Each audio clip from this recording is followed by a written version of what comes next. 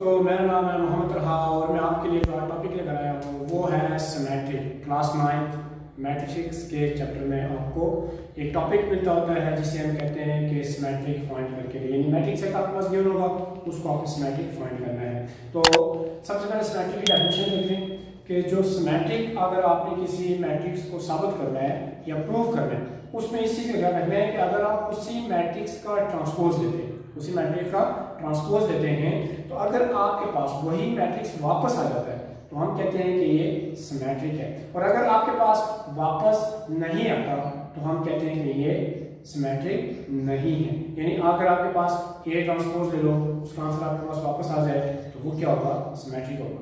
और अगर आपके पास सिमेट्रिक उसी मैट्रिक्स का ट्रांसपोज ले ले, आपके पास वो मैट्रिक्स नहीं आता तो वो सिमेट्रिक नहीं होगा। चलते हैं हम पहले के सिमेट्रिक नहीं है उसको हम चेक करते हैं।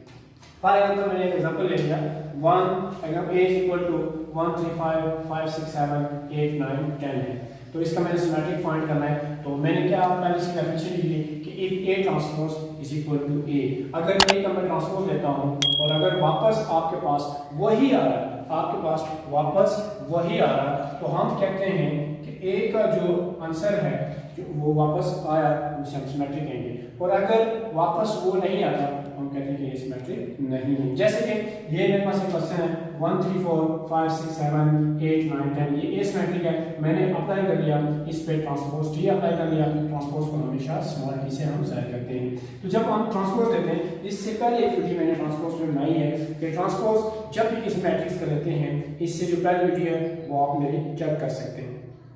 तो जब भी आप किसी मैट्रिक्स का ट्रांसपोज ले लें तो रो को कॉलम में चेंज करते हैं, और अगर आपके पास कॉलम मैट्रिक है तो कॉलम को ही हम रो में चेंज करेंगे। जैसे कि आपके पास ये एक रो है, ये दो रो है, ये तीसरा रो है, और इसमें कितने कॉलम है? 3 कॉलम है।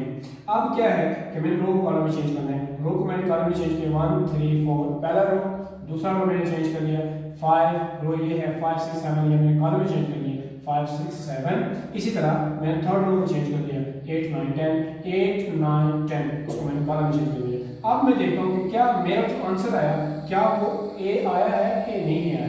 अगर ए मैट्रिक्स नहीं आया तो फिर ये मेरे पास सिमेट्रिक नहीं होगा। अगर मेरे पास ए मैट्रिक्स वापस आ जाए तो इसका मतलब ये होगा कि जो कंडीशन है सिमेट्रिक का वो फुलफिल होगी और आप कह सकते हैं कि ये सिमेट्रिक मैट्रिक्स है। अब मेरे पास 1 5 8 आया, यहाँ पे 1 3 4 है, ये तो सेम नहीं है। अब 3 6 9 है, 5 6 7 है, ये भी सेम नहीं है। इसी तरह 4 7 10 है, 8 9 10 है, ये भी हमारे पास सेम नहीं है। तो इसका मतलब ये हुआ कि हमारे पास ए सिमेट्रिक वापस नहीं आया, यानी ए मैट्रिक्स वापस नहीं आया। इसलिए हम इसे कह सकते हैं कि ये जो हमारे पास मैट्रिक्स है ये सिमेट्रिक नहीं है। जो हमारे पास ए मैट्रिक्स है वो सिमेट्रिक नहीं है। इसी तरह अब आपके पास है जी कि मैं लेता हूं A transpose is equal to 1 4 4 और 1 4 1 2 लेता हूं। ये मेरे पास एक है कि मैं इसको यहाँ पे लिख लेता हूँ कि मैंने इसका क्या लेना है? ट्रांसपोज लेना है। अब अगर मैं ट्रांसपोज ले रहा हूँ तो मेरे पास इसका जो आंसर है, यहाँ चलो 1 ले लेता हूँ मैं 1, तो क्या लेना मेरे पास? इसका मैंने क्या लेना है? ए लिया मैंने, तो मैंने इसको सिमेट्रिक साबित करना है तो ए ट्रांसपोज ले लूंगा, तो मैं यहाँ पर भी 1 4 और 4 1 लिख दूंगा। अब मैंने इसको सिमेट्रिक साबित करना है, इसको मैंने सिमेट्रिक साबित करना है। तो जब इसको सिमेट्रिक साबित करूंगा तो मेरे पास क्या आना चाहिए?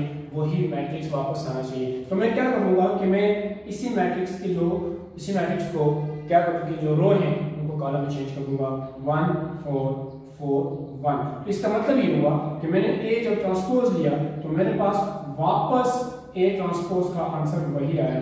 तो मैं इसे कह सकता हूं कि ये सिमेट्रिक है, ये सिमेट्रिक है,